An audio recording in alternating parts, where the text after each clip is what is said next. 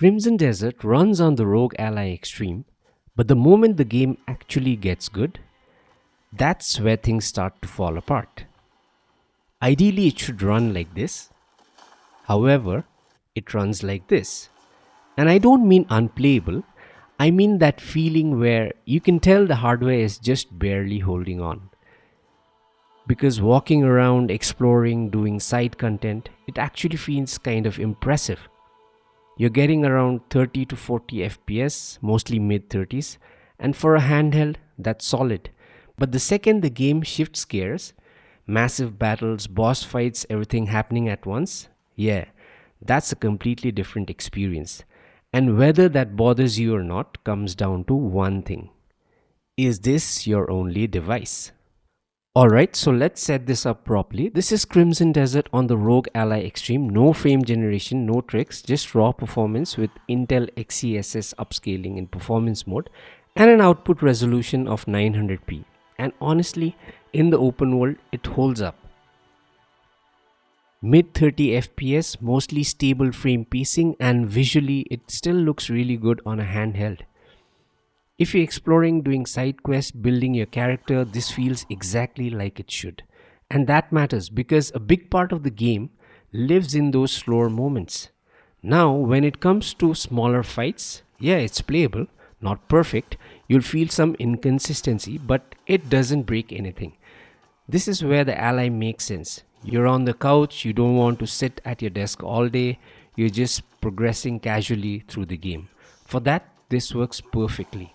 No real complaints here. But then you hit a massive battle, and before you even look at the ally, this is important. Now, this is how Crimson Desert feels like when everything is running the way it's meant to. Lock 60 FPS, smooth, responsive, cinematic settings, everything just flows. This is the experience the game was built around. And on something like a 5060 laptop, you're much closer to this. But this is where the Ally actually lands. Frame rates drop, frame pacing gets inconsistent, and instead of reacting instantly, everything starts to feel heavy, like you're just a step behind the game. And once you've seen what it's supposed to feel like, it's really hard to ignore that difference. And look, this isn't the Ally failing. This is just a very demanding game pushing hardware to its limit. Boss fights, almost the same story. You can finish them, but it's not the experience the game is built for. Now, I've seen people say, just turn on frame generation, it fixes it. No, it doesn't. If your base FPS is sitting somewhere in the mid 30s, frame generation doesn't fix the experience. It smoothens it visually, but adds delay where you feel it the most. So, what you end up with is something that looks smoother but feels worse to play. Frame generation works when you already have a solid base. At 30 FPS, it basically makes things worse.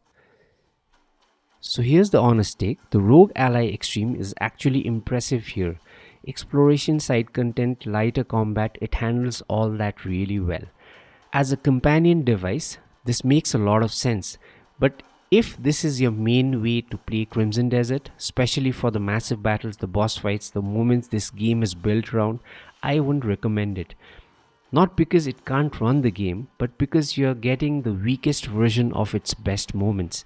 And that's the key thing. The Ally is great for this game, just not as your primary experience, unless it's your only device. Then yeah, you'll still have a good time.